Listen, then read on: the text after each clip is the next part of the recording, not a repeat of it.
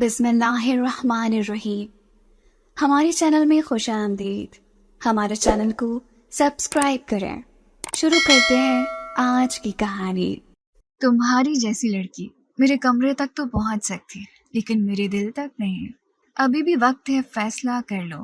پوری زندگی میری نفرت کے ساتھ جی سکو گی کیونکہ میری نظر میں تمہاری حیثیت بیوی جیسی ہو نہیں سکتی، کبھی بھی نہیں، کیونکہ بیوی طوائف نہیں ہوتی۔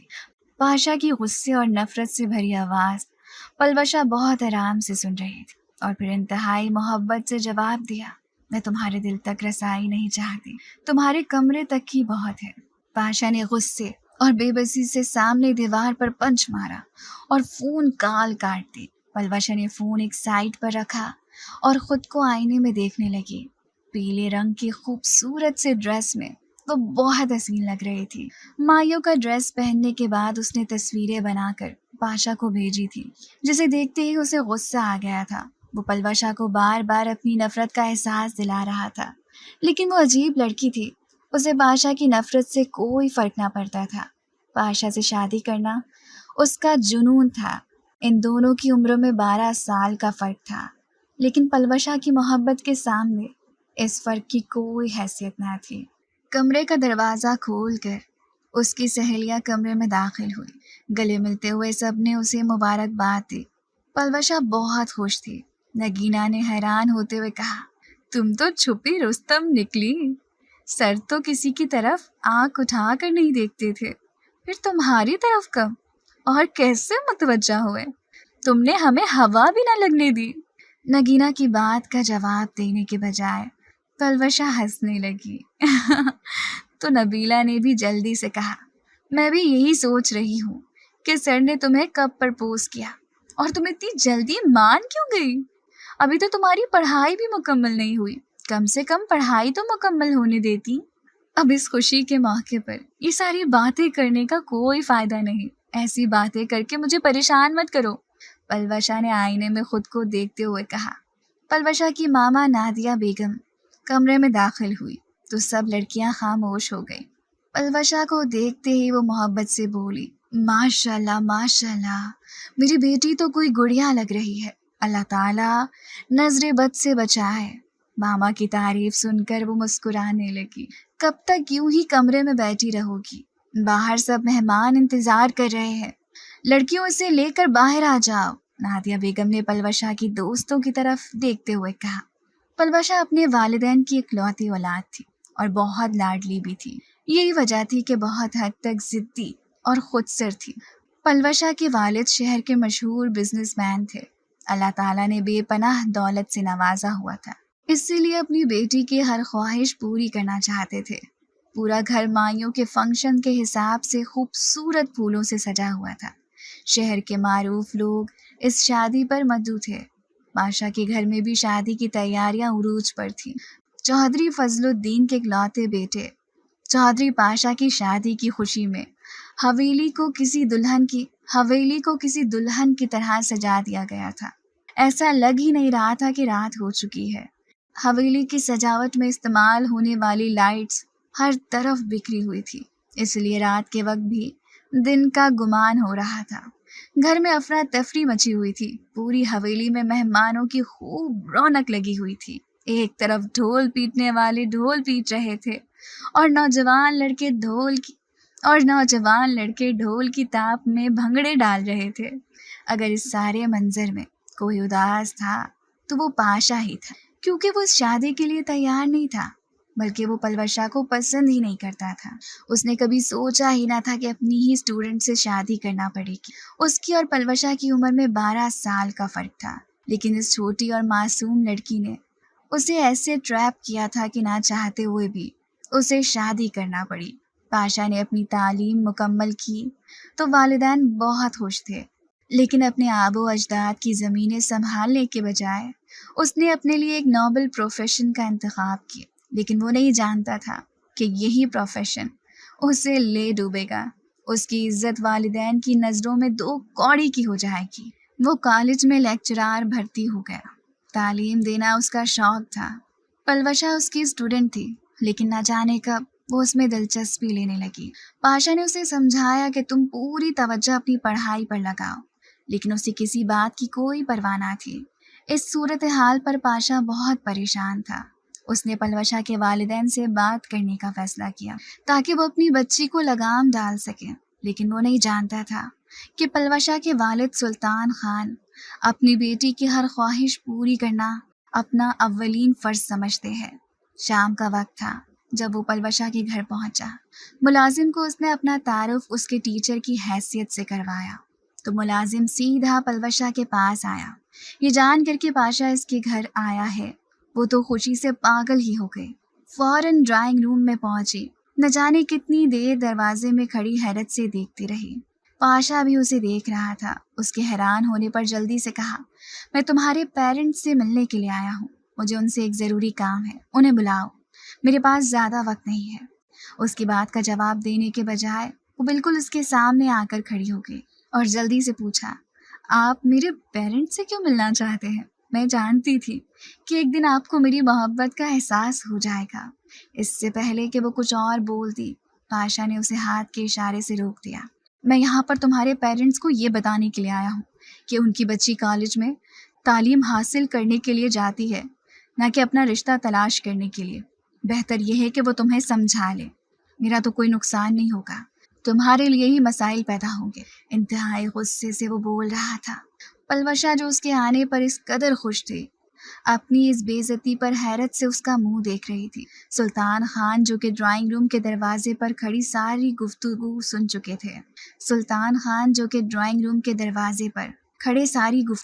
चुके थे पाशा से मिले बगैर ही वापस पलट गए। मुलाजिम ने बताया कि सुल्तान खान घर पर मौजूद नहीं है, इसलिए पाशा वहां से खामोशी से वापस आ गया। पलवशा सोच भी ना सकती थी कि कोई उसकी ऐसी भी बेइज्जती कर सकता है। वो दिलो जान से पाशा को पसंद करती थी। उसे इस बात पर कोई एतराज ना था कि वो उम्र में उससे कितना बड़ा है और उसका उस्ताद है। यही फ़र्क उसे पाशा ने भी समझाने की कोशिश की थी, लेकिन वो मोहब्बत में इस कदर अंधी हो चुकी थी कि उसे ये फ़र्क दिखाई ही नहीं दे रहा था। पलवशा पूरी रात अपने कमरे में रोती रही और सुबह कॉलेज से भी छुट्टी कर ली। सुल्तान अहमद के लिए अपनी बेटी की ये हालत देखना बहुत मुश्किल था। चंद लम्हे लगे थे उन्हें कोई फ़ैसला करने में, और फिर वो पाशा के बारे में सारी मालूमात लेने के बाद उसके गांव पहुंच गए, जहां पर चौधरी फजलुद्दीन से मिलने के बाद उन्होंने खुद ही अपनी बेटी का रिश्ता उनके बेटे पाशा के लिए डाल दिया। चौधरी फजलुद्दीन एक ख़ानदानी आदमी था। उसके लिए सब कुछ बहुत हैरान कुन था, जिस पर सुल्तान खान ने उनसे कहा कि मैं बेटी का बाप ज़रूर हूँ, लेकिन आपको भी सोचना चाहिए कि मैं रात के इस पहर खुद अपनी बेटी का रिश्ता लेकर क्यों आया हूँ। अगर आपने या आपके बेटे ने इनकार कर दिया तो मेरी बेटी किसी को मुंह दिखाने के काबिल न रहेगी। ये सुनकर चौधरी फजलुद्दीन और उनकी बीवी रज़िया दोनों ही परेशान हो गए थे और सोच भी नहीं सकते थे कि उनका बेटा उनकी तरबियत की लाज भी नहीं रखेगा। सुबह होते ही वो दोनों शहर पहुंच गए। पाशा तो इस वक्त कॉलेज में था। दिन को जब वो घर आया तो अचानक ही अपने वालिदैन को देखकर हैरान होने के साथ साथ बहुत खुश भी हुआ, लेकिन रज़िया बेगम ने तो उसे देखते ही मुंह मोड़ लिया था और चौधरी फजलुद्दीन भी कुछ ज़्यादा गर्मजोशी से न मिले थे। इस काया पलट जाने पर वो बहुत हैरान हुआ, और जब उसे इस बात का पता चला कि उसके वालिदैन ने उसका रिश्ता तय कर दिया है और वो लड़की कोई और नहीं बल्कि पलवशा ही है, तो उसने अपना सर पीट लिया और इनकार कर दिया। चौधरी फजलुद्दीन ने इंतहाई गुस्से से अपने बेटे को देखा, जिस पर उन्हें बड़ा मान था। तुम क्या समझते हो कि हमने ये बाल धूप में सफ़ेद किए हैं? क्या हमें इस बात की समझ नहीं कि रात के वक्त एक अमीर कबीर कारोबारी शख्स अपनी बेटी का रिश्ता लेकर हमारे घर पहुंचा है, तो इसके पीछे क्या वजह हो सकती है? पाशा उनकी बात सुनकर हैरान हुआ, क्योंकि उसे कुछ समझ ही ना आई थी कि वो क्या कहना चाह रहे हैं। इसलिए हैरत से पूछा, क्या वजह हो सकती है? आप ही मुझे बता दें। बेटी का बाप था और बहुत मजबूर था। तुमने न जाने क्या गुल खिलाए हैं, कैसे उनकी बेटी को काबू कर लिया, और कोई नहीं जानता कि तुमने उस बच्ची के साथ क्या किया है। तुम्हारे हाथों उसकी इज्जत महफूज रही है या नहीं? ये इल्ज़ाम सुनकर तो पाशा के पाँव के नीचे से ज़मीन निकल गई थी। गुस्से से खड़े होते हुए कहा, बस अब्बा, इससे आगे एक लफ्ज़ ही मत कहिएगा। मैं सोच भी नहीं सकता कि आप एक अजनबी शख्स की बात पर एतबार कर लेंगे। اور پھر میری ذات پر ایسے الزامات لگانا شروع کر دیں گے۔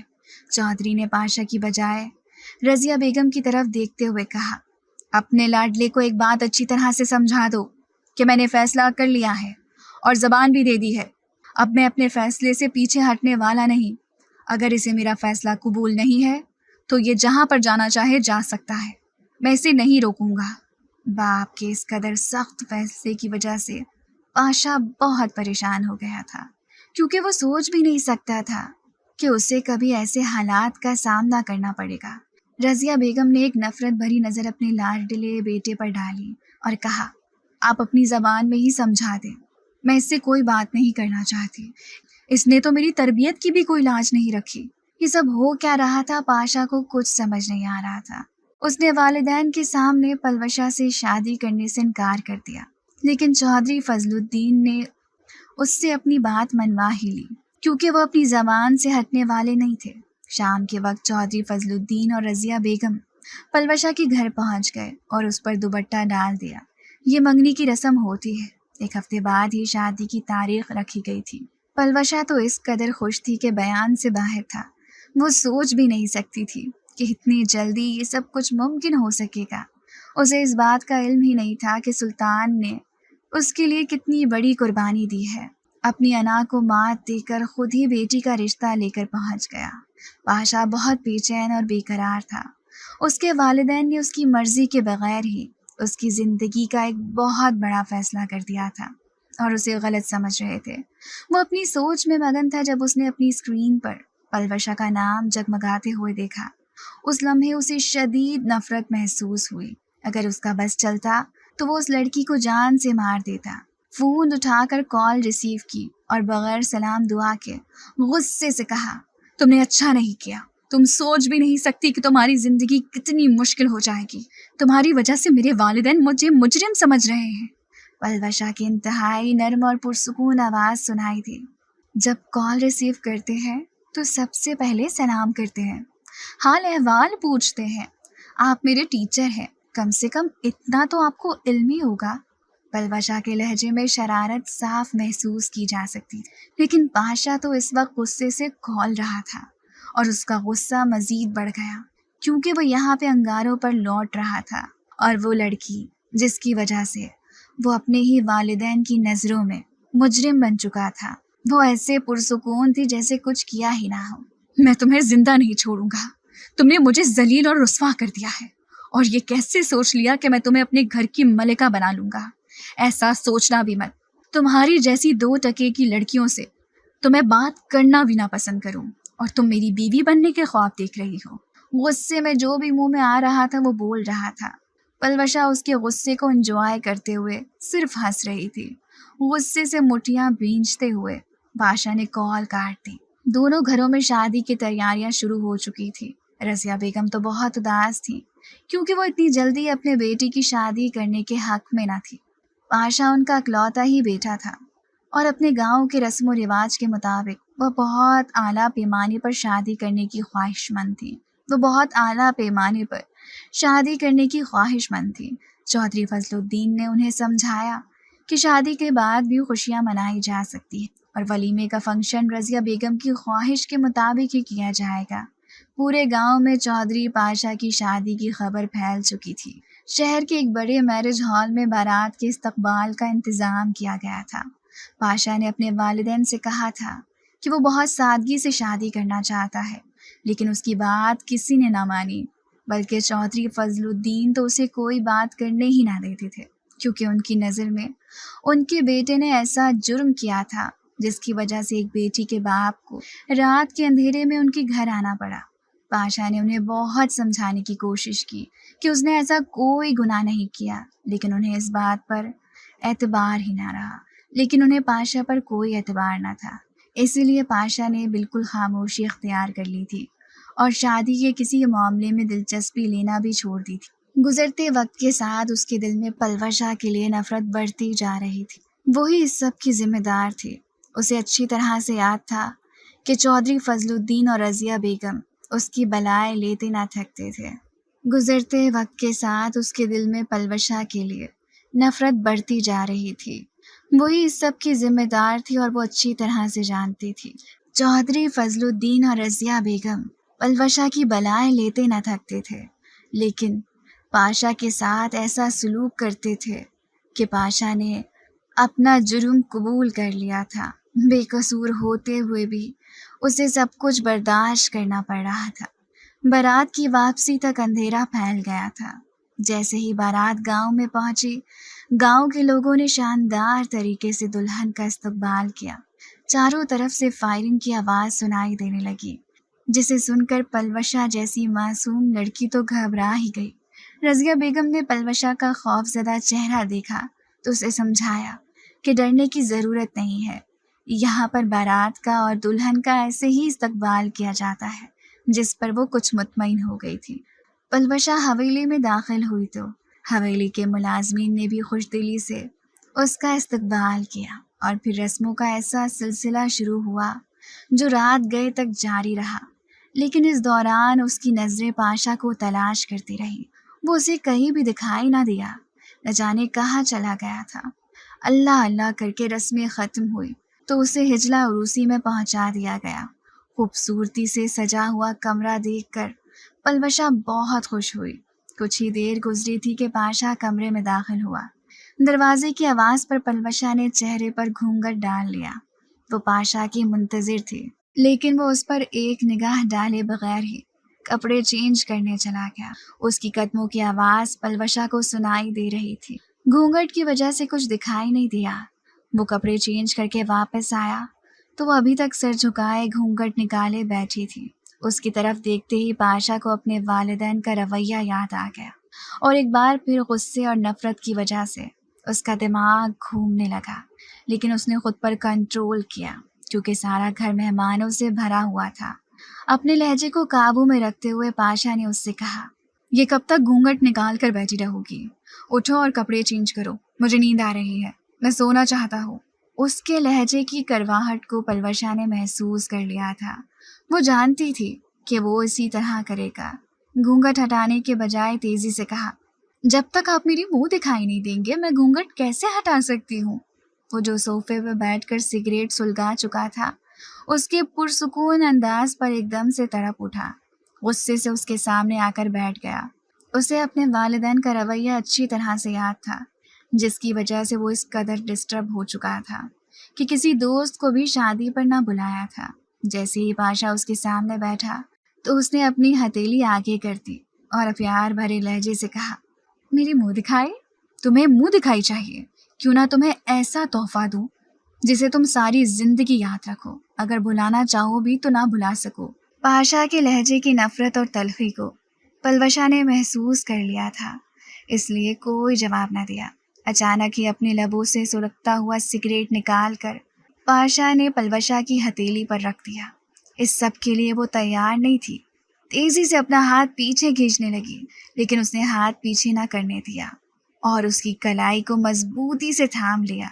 ना चाहते हुए भी पलवशा के मुंह से चीख बरामद हुई थी, जिसे रोकने के लिए पाशा को दूसरे हाथ का इस्तेमाल करना पड़ा था। तेजी से उसके लबों पर हाथ रखकर चीख दबा दी थी। तकलीफ की शिद्दत से उसकी आंखों में आंसू आ गए थे। पलवशा की हथेली पर जलने की वजह से आबला बन गया था। पलवशा को तकलीफ में देखकर पाशा के बेकरार दिल को कुछ सुकून महसूस हुआ था। चेहरे पर एक तंसिया मुस्कुराहट सजाते हुए वो बोला, अब तुम्हें एहसास हुआ किसी को तकलीफ कैसे पहुंचाई जाती है? तुमने और तुम्हारे बाप ने मुझ पर न जाने कौन कौन से इल्ज़ाम लगाए हैं कि मेरे वालिदैन ही मुझे गलत समझने लगे। इससे पहले मैं अकेला ही तड़प रहा था, अब तुम भी मेरे साथ तड़पोगी। अपनी बेइज्जती का बदला तुमसे लेकर रहूँगा। तकलीफ के मारे वो सिसक रही थी। औलादों में बड़ी लड़की थी। सख्त लहजे में कभी किसी ने उससे बात तक न की थी और आज उसके महबूब शौहर ने उसका हाथ चला दिया था। उसके रोते हुए चेहरे की तरफ देखकर पाशा ने हुक्म देते हुए कहा, उठो यहाँ से और दोबारा कभी मेरे बिस्तर पर बैठने की कोशिश भी ना करना। मैं तुम्हारा वजूद अपने बिस्तर पर बर्दाश्त नहीं कर सकता। हुक्म देने वाले अंदाज से उसने कहा। पलवशा हैरत और बेबसी से उसके चेहरे की तरफ देखने लगी। वो सोच भी नहीं सकती थी कि उसे पाशा की नफरत का यूँ सामना करना पड़ेगा। वो उसके गुरेज को झिझक समझ रही थी, लेकिन अब उसे पता चला कि वो तो उससे नफरत करता था। हथेली के जलने की तकलीफ से ज़्यादा उसे पाशा के अल्फाज तकलीफ दे रहे थे। اس کی کردار کشی کر رہا تھا، لیکن یہ سب کچھ پلوشا کا اپنا انتخاب تھا، اس لیے کچھ نہیں کہہ سکتی تھی۔ خاموشی سے اٹھی اور کپڑے چینج کرنے کے لیے چلی گئی۔ جب وہ واپس کمرے میں آئی تو پاشا لائٹ آف کر کے سونے کے لیے لیٹ چکا تھا۔ نائٹ بلب کی روشنی میں وہ خاموشی سے چلتی ہوئی صوفے پر آ کر بیٹھ گئی، کیونکہ اس کے پاس اور کوئی آپشن نہ تھا۔ ابھی اسے بیٹھے ہوئے چند لمحے ہی گزرے تھے کہ پاشا جلدی سے اٹھ بیٹھا اور لائٹ آن کر دی۔ اسے صوفے پر بیٹھا ہوا دیکھ کر انتہائی غصے سے بولا، جب میں نے تمہیں اپنے بیڈ پر بیٹھنے کی اجازت نہیں دی تو تم صوفے پر کیسے بیٹھ گئی؟ میں نے تم سے کہا ہے کہ میں تمہارا وجود برداشت نہیں کر سکتا، اس لیے بہتر ہے کہ تم اس کمرے سے باہر چلی جاؤ۔ اس کا نیا حکم سن کر تو وہ مزید پریشان ہو گئی۔ گھر سے باہر بہت مہمان موجود تھے اور وہ اپنی ذات کا تماشا نہیں بنانا چاہتی تھی۔ جلدی سے اٹھ کر کھڑی ہو گئی۔ میں کمرے سے باہر نہیں جاؤں گی، اگر آپ نے مجھے مجبور کیا تو میں آنٹی اور انکل کے کمرے میں چلی جاؤں گی، اسے باز رکھنے کے لیے پلوشا نے دھمکی دینے والے انداز سے کہا۔ اس کی دھمکی پر تو پاشا کا غصہ مزید بڑھ گیا۔ تیزی سے بیڈ سے نیچے اترا اور اس کے سامنے آ کر کھڑا ہو گیا۔ کیا کہا تم نے؟ امی اور ابا کے کمرے میں چلی جاؤ گی؟ جاؤ یہاں کیوں کھڑی ہو؟ نکلو یہاں سے۔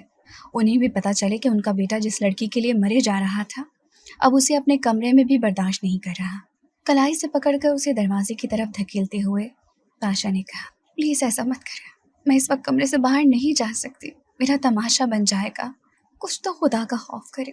روتے ہوئے پلوشا نے منتیں کرتے ہوئے کہا، یہ مت سمجھنا کہ ہر بار جیت تمہاری ہوگی، اگر ایک بار میں مجبور ہو گیا ہوں تو ہر بار تم میری مجبوری سے فائدہ نہیں اٹھا سکو گی۔ کل سے اپنے لیے کوئی اور کمرہ دیکھ لینا، ابھی کسی کونے میں لیٹ جاؤ، لیکن خبردار میرے کمرے کی کسی چیز کو ہاتھ مت لگانا، ورنہ مجھ سے برا کوئی نہیں ہوگا۔ مہمانوں کا لحاظ بھی نہیں رکھوں گا۔ وہ غصے میں اندھا ہو چکا تھا، اسے بالکل بھی اندازہ نہیں ہو رہا تھا کہ وہ ایک معصوم جان پر ظلم کر رہا ہے۔ اس صورتحال کے لیے وہ ہرگز بھی تیار نہ تھی، لیکن یہ سب کچھ اسے برداشت کرنا تھا۔ وہ کسی کو شکایت بھی نہیں لگا سکتی تھی، کیونکہ سلطان خان نے اسے بہت سمجھایا تھا کہ یک طرفہ محبت کسی عذاب سے کم نہیں ہوتی، لیکن اس وقت اس کے ذہن پر تو صرف پاشا کا عشق سوار تھا۔ وہ یہ سوچتی تھی کہ اپنی محبت سے اسے اپنی طرف متوجہ کر لوں گی، لیکن اب اسے احساس ہو رہا تھا کہ جس معاملے کو وہ اتنا آسان سمجھ رہی تھی وہ اتنا ہی مشکل ہے۔ فرش پر لیٹے وہ اپنے بارے میں ہی سوچ رہی تھی، وہ کہاں سے کہاں پہنچ آئی تھی۔ اس شخص کی محبت نے اسے آسمان سے زمین پر پٹک دیا تھا۔ جب سلطان خان نے اپنے گھر کے ڈرائنگ روم میں پاشا کو یہ کہتے سنا کہ وہ اس کے والدین سے مل کر انہیں بتانا چاہتا ہے کہ وہ اپنی بیٹی کو سمجھائے، تب سلطان خان نے ساری باتیں سن لی تھی، اور جب انہوں نے پلوشا سے پوچھا تو اس نے سب کچھ سچ سچ بتا دیا۔ اس نے فیصلہ کن لہجے سے اپنے باپ کے سامنے کہا تھا کہ وہ پاشا کے بغیر نہیں رہ سکتی، اسی لیے اگر اسے پاشا نہ ملا تو اپنی زندگی ختم کر لے گی۔ اس روز پوری رات سلطان صاحب نہ سو سکے تھے، اور پھر انہوں نے ایک فیصلہ کر لیا تھا کہ اپنی بیٹی کو اس کی خوشیاں دلانے کے لیے وہ ایک فیصلے پر پہنچ گئے، اور پھر خود ہی پاشا کے والدین کے گھر پہنچ گئے۔ پاشا کے والدین کے لیے یہ بات بہت حیرت انگیز تھی کہ بیٹی کا باپ خود چل کر ان کے گھر آیا، اور انہوں نے اس کی لاج رکھ لی۔ پلوشا ساری رات سو نہ سکی تھی، کیونکہ اس نے کبھی سوچا بھی نہ تھا کہ اس کی شادی کی پہلی رات ایسی ہوگی۔ فرش پر لیٹنے کی وجہ سے اس کا سارا جسم دکھنے لگا۔ ناشتے سے پہلے پاشا اپنے کمرے سے باہر نکل گیا۔ وہ اس وقت کسی سے ملنا نہیں چاہتا تھا، اسی لیے حویلی کے بڑے سے باغ میں ٹہلنے لگا۔ کچھ ہی دیر بعد ملازم نے اسے ناشتہ لگ جانے کی اطلاع دی۔ جب وہ ڈائننگ ٹیبل پر آیا تو اس کے والدین ناشتہ کر رہے تھے۔ چودھری فضل نے غصے سے اس کی طرف دیکھا، جبکہ رضیہ بیگم حیرت سے اس کی طرف دیکھ رہی تھی۔ تو خاموشی سے ناشتے کے لیے بیٹھ گئے۔ رضیہ بیگم گہری نظروں سے اسے دیکھ رہی تھی۔ انہیں اپنے بیٹے کے چہرے پر وہ خوشی نظر نہیں آئی جس کا وہ سوچ رہی تھی۔ چودھری فضل حویلی سے باہر نکلے تو وہ پاشا کو لے کر اپنے کمرے کے اندر چلی گئی اور انتہائی محبت سے پوچھا، کیا ہوا ہے؟ تمہاری بیوی کمرے سے باہر نہیں نکلی اور تم بھی مجھے بہت خاموش دکھائی دے رہے ہو، کیا تم دونوں کے درمیان کوئی جھگڑا ہوا ہے؟ ایسی بات نہیں ہے، میرا اس سے کوئی جھگڑا نہیں ہے۔ میں اس سے تب جھگڑا کروں جب اسے جانتا ہوں یا اس سے کوئی تعلق رکھنا چاہتا ہوں۔ آپ لوگوں نے تو میری ایک نہ سنی اور اسے میرے پلے باندھ دیا۔ میں اسے بالکل بھی پسند نہیں کرتا۔ اس کے باپ نے جھوٹ بولا ہے، میرے خلاف سازش کی ہے، اور آپ لوگوں نے سچ مان لیا، مجھے مجرم بنا دیا۔ کیا آپ کو اپنی تربیت پر بھی بھروسہ نہ تھا؟ جب وہ بولنے پر آیا تو بولتا ہی چلا گیا۔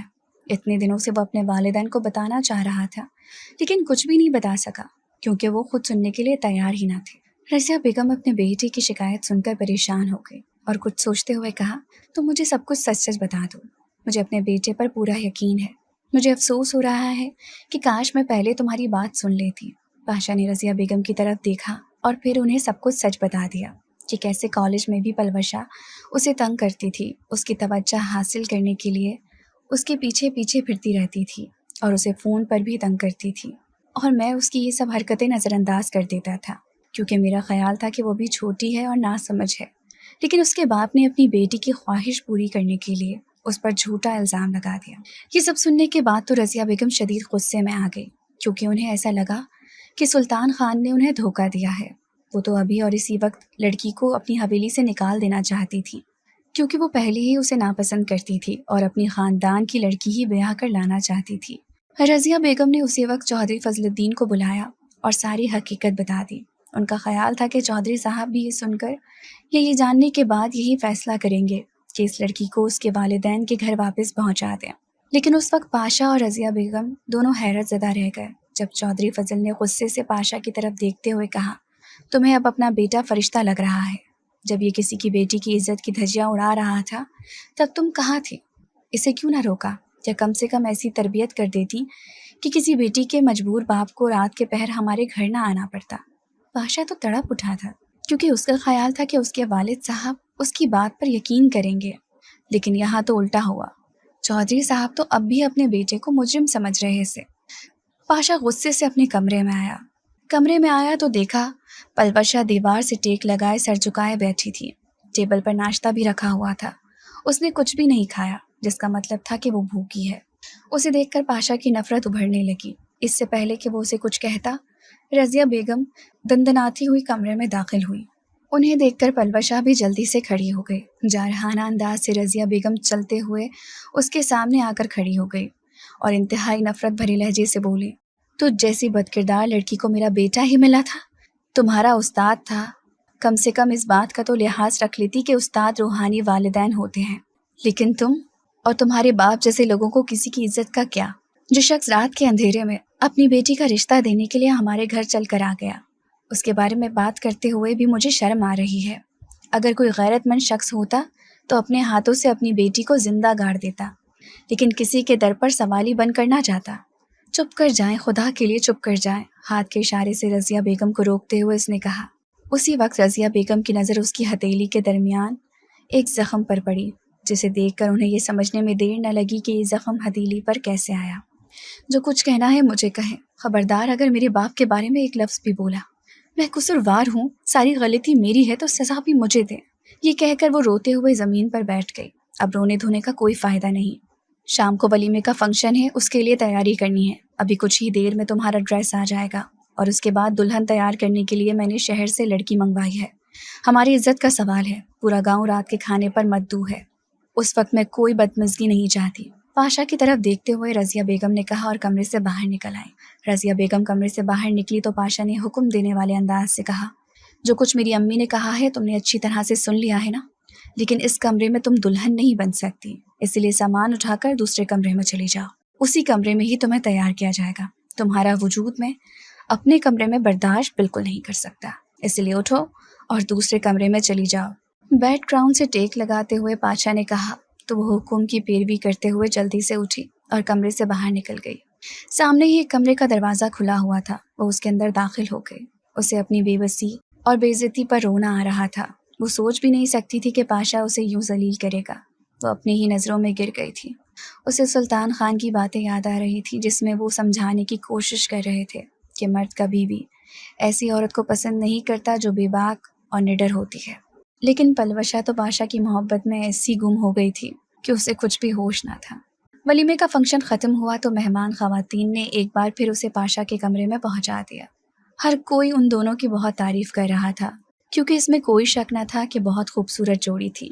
اللہ تعالیٰ نے پلوشا کو بہت حسن نوازا تھا اور ماہر بیوٹیشین نے اس کے حسن کو 2-4 نہیں بلکہ 4 چاند لگا دیے تھے۔ آج بھی دلہن بنی وہ جب کمرے میں داخل ہوئی تو سوچنے لگی کہ کیا کروں، کیونکہ پاشا نے اسے سختی سے منع کیا تھا کہ وہ اس کی کمرے کی کسی چیز کو استعمال نہیں کر سکتی، یہاں تک کہ نہ تو اس کے بیڈ پر بیٹھ سکتی ہے اور نہ ہی صوفے پر۔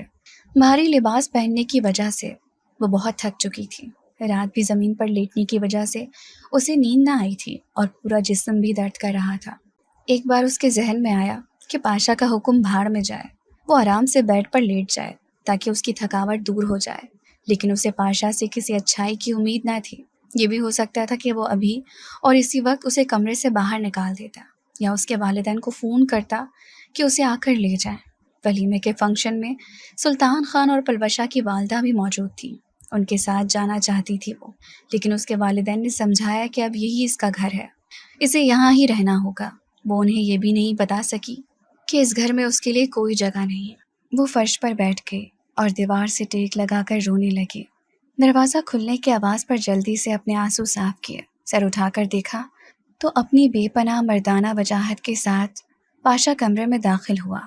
اس کی آنکھیں پلوشا کی آنکھوں سے ٹکرائیں تو اسے یہ سمجھنے میں دیر نہ لگی کہ اس وقت بھی اس کی آنکھوں میں آنسو موجود ہے۔ ابھی تک تم نے یہ لباس کیوں نہیں بدلا؟ کیا تم میرا انتظار کر رہی تھی کہ میں آ کر تمہارے حسن کے قصیدے پڑھوں گا؟ اس کے قریب ہی صوفے پر بیٹھتے ہوئے طنزیہ لہجے سے پاشا نے کہا۔ وہ اس کے لہجے میں چھپے ہوئے طنز کو اچھی طرح سے محسوس کر رہی تھی، لیکن خاموش رہی، کوئی جواب نہ دیا۔ اس کی خاموشی پر پاشا کو مزید غصہ آ گیا۔ غصے سے اس کی طرف دیکھتے ہوئے کہا، اب تمہاری زبان کیوں بند ہے؟ کالج میں تو کینچی کی طرح چلتی تھی، بڑے چھوٹے کا لحاظ تمہیں نہ تھا، حتیٰ کہ میں تمہارا ٹیچر تھا، میرے مرتبے کا لحاظ بھی تم نہ رکھتی تھی، اب تمہاری زبان کیوں بند ہے؟ پلوشا نے سر اٹھا کر پاشا کی طرف دیکھا اور کہا، اس وقت آپ صرف میرے ٹیچر تھے، اب آپ میرے شوہر ہیں، آپ کو جواب دیتی اچھی تو نہ لگوں گی۔ اگر آپ کی حویلی کے ملازمین تک میری اونچی آواز پہنچی تو شاید یہ بات آپ کو پسند نہ آئے۔ آپ کے ملازمین کیا سوچیں گے کہ ایک نازک سی لڑکی نے چودھری پاشا فضل الدین کو ہرا دیا؟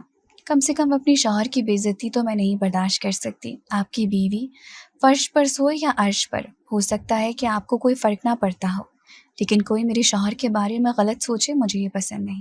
دھیمے لہجے سے کہتے ہوئے وہ اٹھ کر کھڑی ہوئی اور لباس تبدیل کرنے کے لیے چلی گئی۔ پاشا حیرت سے منہ کھولے سوچ رہا تھا کہ وہ اسے کیا کہہ کر گئی ہے۔ سر جھٹک کر وہ بستر پر آ کر لیٹ گیا۔ بہت رات ہو چکی تھی اور اسے نیند آ رہی تھی۔ کل اس نے شہر واپس جانا تھا۔ پلوشا نے بھی واپسی کی تیاری کر لی تھی، چونکہ وہ بھی اس کے ساتھ شہر واپس جانا چاہتی تھی۔ ابھی اس کی تعلیم مکمل نہ ہوئی تھی اور وہ اپنی تعلیم ادھوری نہیں چھوڑ سکتی تھی۔ فرش بہت سخت تھا، وہ کل رات کی جاگ رہی تھی، لیکن اسے نیند نہ آئی کیونکہ وہ تو ہمیشہ نرم بستر پر سونے کی عادی تھی۔ اٹھ کر بیٹھ گئی اور دیوار سے ٹیک لگا کر آنکھیں بند کر لی۔ پاشا کو بھی نیند نہیں آ رہی تھی۔ اس کی خوبصورت اور حسین بیوی اس کے سامنے موجود تھی، لیکن وہ اپنی انا کی خول میں بند تھا۔ اسے ہاتھ تک لگانا بھی گوارا نہ کیا۔ فرش پر لیٹنے کی وجہ سے اس کی کمر میں شدید تکلیف ہو گئی تو اٹھ کر کھڑی ہو گئی، کمرے میں ادھر ادھر ٹہلنے لگی اور پھر آرام سے صوفے پر جا کر بیٹھ گئی، کیونکہ فرش پر سونا اس کے بس کی بات نہ تھی۔ اچانک ہی کچھ یاد آنے پر جلدی سے کھڑی ہو گئی اور پھر کمرے میں ٹہلنے لگی۔ اس کی تمام حرکات پاشا دیکھ رہا تھا۔ وہ یہ بھی سمجھ چکا تھا کہ فرش پر سونا اس کے لیے آسان نہیں۔ نیند کے مارے اس کی بری حالت ہو رہی تھی۔ اسے ایسا لگ رہا تھا کہ وہ چکرا کر زمین پر گر جائے گی، لیکن اسے ڈر لگ رہا تھا کہ اگر وہ صوفے پر بیٹھ گئی یا لیٹ گئی تو پاشا اسے کمرے سے باہر نکال دے گا۔ اب تو اسے کچھ سمجھ ہی نہیں آ رہا تھا کہ وہ کیا کرے۔ اسے کچھ سمجھ نہیں آ رہا تھا۔ بیڈ کے قریب کھڑے ہو کر اس نے دونوں ہاتھوں سے اپنا سر تھام لیا کیونکہ اسے چکر آ رہے تھے۔ چکراتے ہوئے وہ پاشا کے پاؤں میں گر گئی۔ اس اچانک بات کے لیے وہ تیار نہ تھا، اس لیے ہڑبڑا کر اٹھ بیٹھا اور کیا دیکھتا ہے کہ آدھی بیڈ سے نیچے اور آدھی بیڈ سے اوپر پلوشا لیٹی ہے اور اس کی آنکھیں بھی بند ہیں۔ کمرے کی لائٹ آن کی، لیکن اس نے کوئی حرکت نہ کی۔ یہ صورتحال دیکھ کر وہ کچھ پریشان ہو گیا اور سوچنے لگا کہ شاید بے ہوش ہو گئی ہے۔ پلوشا، پلوشا، اس کے قریب جا کر پکارنے لگا، لیکن اس نے آنکھیں نہ کھولی تو اس کا چہرہ تھپتھپاتے ہوئے ہوش میں لانے کی کوشش کرنے لگا۔ پلوشا کی نیند میں ڈوبی ہوئی آواز سنائی دی، کیا ہے؟ مجھے سونے کیوں نہیں دے رہے؟ پیچھے ہٹ جاؤ، مجھے نیند آ رہی ہے۔ یہ سنتے ہی پاشا نے اپنا سر پیٹ لیا۔ وہ پریشان ہو رہا تھا کہ کہیں بے ہوش تو نہیں ہو گئی، جبکہ وہ میڈم تو گہری نیند میں تھی۔ غصے سے بڑبڑاتے ہوئے کچھ فاصلے پر لیٹ گیا وہ۔ صبح دیکھا تو ناشتے کی ٹیبل پر پلوشا موجود تھی، حالانکہ اسے کسی نے نہیں بلایا تھا، لیکن وہ خود ہی ناشتے کی ٹیبل پر پہنچ گئی۔ چودھری فضل الدین تو اسے دیکھ کر بہت خوش ہوئے، جبکہ رضیہ بیگم نے کوئی توجہ ہی نہ دی۔ ناشتے کے دوران ہی پاشا نے بتایا کہ آج وہ شہر واپس جا رہا ہے۔ اچانک ہی رضیہ بیگم نے پلوشا کی طرف دیکھتے ہوئے کہا، یہ لڑکی تو اب حویلی سے باہر نہیں جا سکتی، کیونکہ یہ اب اس حویلی کی بہو ہے اور ہماری بہویں گھر سے باہر نہیں جاتی، تم اسے اپنے ساتھ نہیں لے کر جا سکتے، रज़िया बेगम ने हुक्म जारी कर दिया था, जिसे सुनकर पलवशा को ज़मीन और आसमान घूमते हुए महसूस होने लगे। रज़िया बेगम की बात मानते हुए इंतहाई फर्माबरदार बेटे पाशा ने कहा, जैसा आपका हुक्म, मुझे भला क्या एतराज़ हो सकता है। घरेलू मामलात को आप अच्छी तरह से जानती हैं और समझती भी हैं। आप जैसा कहेंगे हम ऐसा ही करेंगे। इस हवेली में रहने का वो सोच भी नहीं सकती थी। जल्दी से अपने कमरे में आई और उसने बाप को फ़ोन मिला दिया। उसकी सारी बात सुनकर सुल्तान खान ने जो कुछ कहा, पलवशा को इस पर यकीन नहीं आ रहा था। बेटी, मैंने तुम्हारी सारी बातें सुन ली हैं, लेकिन ये तुम्हारा अपना फैसला था। मैंने तुम्हें पहले ही कहा था कि गांव के माहौल में एडजस्ट करना तुम्हारे लिए बहुत मुश्किल होगा, लेकिन तुमने मेरी बात नहीं सुनी। अब वही तुम्हारा घर है, जो तुम्हारी सास कहेगी तुम्हें उसके मुताबिक ही चलना होगा। पलवशा को यकीन नहीं आ रहा था कि उसके बाप ऐसा भी कह सकता है। अब उसके पास रोने के अलावा कोई रास्ता ना था। पाशा कमरे में आया तो वो सिसकियां ले रही थी। उसकी रोने की आवाज़ सुनकर पाशा को बेचैनी और तकलीफ महसूस हुई, लेकिन फिर उसे सब कुछ पुराना याद आ गया, जो सब कुछ पलवशा की वजह से उसे बर्दाश्त करना पड़ा था। वो अपना ज़रूरी सामान उठाने लगा, उसके सामने आकर खड़ी हो गई और इंतहाई बेबसी से कहा, आप मुझे यहाँ छोड़कर चले जाएंगे? मैं अकेली क्या करूँगी? आप जानते हैं कि अभी मेरी तालीम भी मुकम्मल नहीं हुई। क्या मैं तालीम हासिल नहीं कर सकूँगी?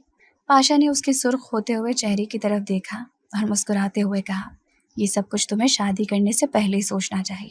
शादीशुदा लड़कियां घरों को संभालती हैं। अब यही घर है तुम्हारा, इसकी देखभाल तुम्हें ही करनी होगी, क्योंकि तुम इस हवेली की इकलौती बहू हो।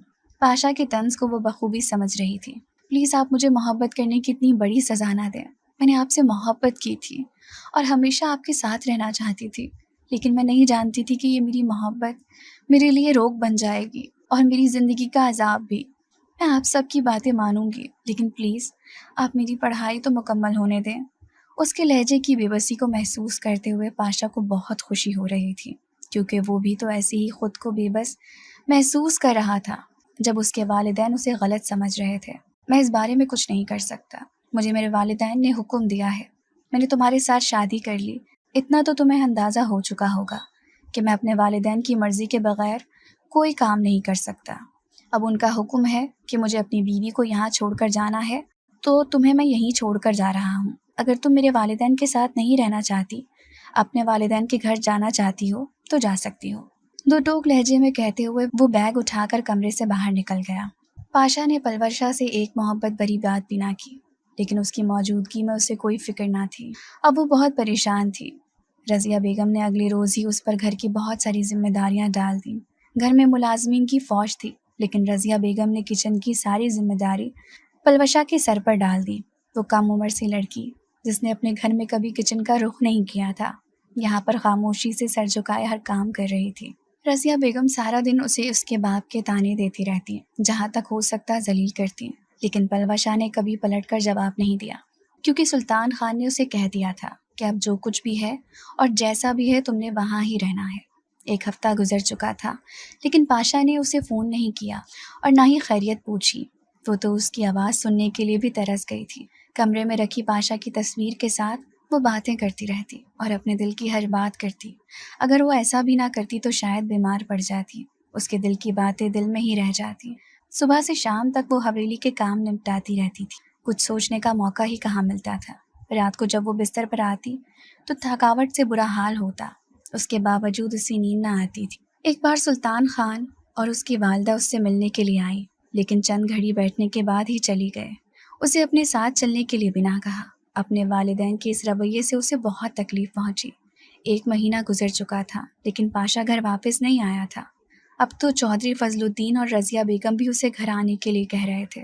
मुलाजमीन भी आपस में बातें करते थे कि पहले तो चौधरी साहब हर हफ्ते घर वापस आया करते थे, लेकिन अब नई नवेली दुल्हन को छोड़ कर गए हैं तो महीना हो गया है वापस नहीं आए। ये बातें जब रज़िया बेगम के कानों तक पहुंची तो उन्होंने पाशा को जल्दी से घर पहुंचने के लिए कहा। वो नहीं चाहती थी कि उनके बेटे और बहू का तमाशा मुलाजमीन देखें। शाम के वक्त पाशा घर में दाखिल हुआ। हर तरफ खामोशी थी, सिर्फ किचन में से बर्तनों की आवाज़ आ रही थी। खामोशी से वालिदैन के कमरे में चला गया। रज़िया बेगम कमरे में अकेली थी। चौधरी फजलुद्दीन तो वैसे भी इस वक्त ज़मीनों पर ही होते थे। रज़िया बेगम ने पाशा को देखा तो बहुत खुश हुई। बेटा, अच्छी बात है कि तुम आ गए।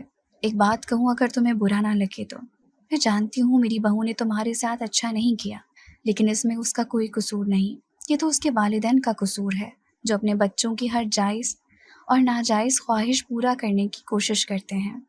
وہ لاؤبالی اور ناسمجھ تھی، تمہاری طرف متوجہ ہو گئی۔ کسی سے محبت کرنا کوئی جرم نہیں ہے، تمہارے نام پر وہ اس گھر میں بیٹھی رہی، ہر حکم پر آنکھیں بند کر کے عمل کرتی ہے۔ تمہارے جانے کے بعد وہ کبھی تمہارے کمرے میں نہیں گئی کیونکہ تم نے اسے منع کیا تھا، وہ دوسرے کمرے میں سوتی ہے۔ اس کی فرمانبرداری دیکھ کر میرا دل اس کی طرف متوجہ ہو گیا ہے۔ تم تو بتاتے تھے کہ وہ بہت ایڈوانس اور ماڈرن لڑکی ہے، لیکن یہ سب باتیں تو اس کے والدین کے گھر میں تھیں۔ اب تو میں نے اس سے جو کچھ کہا اس نے ویسا ہی کیا۔ مجھے اللہ تعالیٰ نے بیٹی تو نہیں دی، لیکن میرے دل میں اس کے لیے رحم ڈال دیا ہے۔ رضیہ بیگم پاشا کو سمجھا رہی تھی، لیکن پاشا نے ان کی کسی بات پر کوئی توجہ نہ دی، بلکہ ایک کان سے سن کر دوسرے کان سے نکال دی۔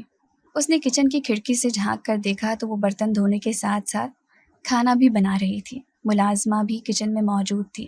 اسے دیکھ کر تو پاشا حیران رہ گیا، کیونکہ اس کے سامنے وہ پلوشا تو نہ کھڑی تھی جس کے ساتھ اس نے شادی کی تھی، وہ تو بہت بدل چکی تھی، عام سا لباس پہنے کچن میں کام کر رہی تھی۔ معصوم چہرہ پاشا کے سامنے تھا، جسے دیکھ کر اس کے دل کی دھڑکن تیز ہونے لگی تھی۔ اس میں کوئی شک نہیں تھا کہ اس معصوم چہرے نے اس 1 مہینے میں ایک پل بھی پاشا کو سکون سے نہ رہنے دیا تھا۔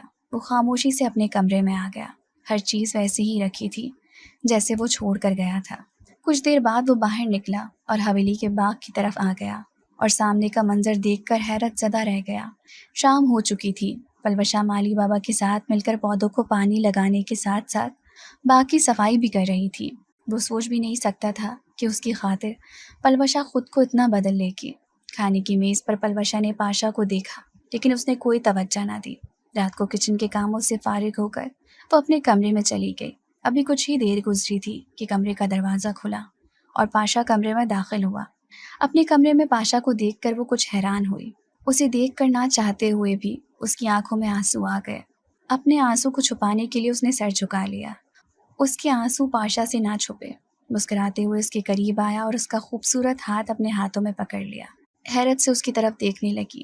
مجھے اس بات کا یقین آ گیا ہے کہ تم مجھ سے بہت محبت کرتی ہو، تم میرے لیے سب کچھ کر سکتی ہو، تم نے میری خاطر خود کو بدل لیا ہے، میں تمہیں دیکھ رہا ہوں، میں نے کبھی سوچا بھی نہ تھا کہ تم میرے لیے پوری دنیا کو چھوڑ دو گی، یہاں تک کہ اپنی تعلیم بھی چھوڑ دی ہے۔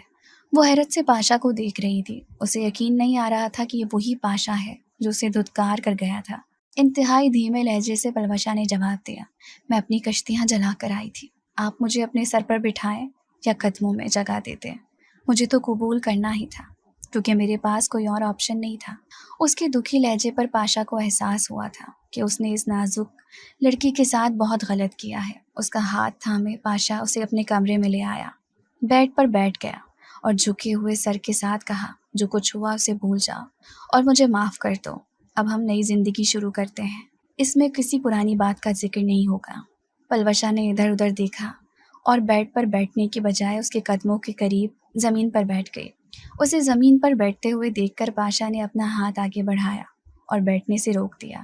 یہاں میرے پاس بیٹھو، بیڈ کی طرف اشارہ کرتے ہوئے اس نے کہا، پہلے آپ اچھی طرح سے سوچ لیں، میری جیسی بد کردار لڑکی آپ کے بستر پر بیٹھنے کے قابل ہے بھی یا نہیں۔ پلوشا کے درد بھرے الفاظ سن کر پاشا کو اپنے الفاظ یاد آ گئے تھے۔ اس سب کے لیے میں تم سے بہت شرمندہ ہوں اور معافی مانگ رہا ہوں، چاہتا ہوں کہ تم مجھے معاف کر دو تاکہ ہم اپنی نئی زندگی کا آغاز کریں۔ پاشا نے اس کا ہاتھ پکڑ کر اپنے لبوں سے لگا لیا، ضبط کرنے کی کوشش کر رہی تھی لیکن زیادہ دیر خود پر کنٹرول نہ کر سکی اور روتے ہوئے پاشا کے سینے سے لگ گئی۔ اس کے بال سہلاتے ہوئے کہا، میں تو تمہیں بہت بہادر اور نڈر لڑکی سمجھ رہا تھا، لیکن تم تو بہت معصوم اور سادہ لڑکی ہو۔ مجھ سے یا میرے گھر والوں سے لڑنے جھگڑنے کے بجائے ہر حکم پر سر جھکا لیا، اپنے حق کے لیے لڑنا پڑتا ہے۔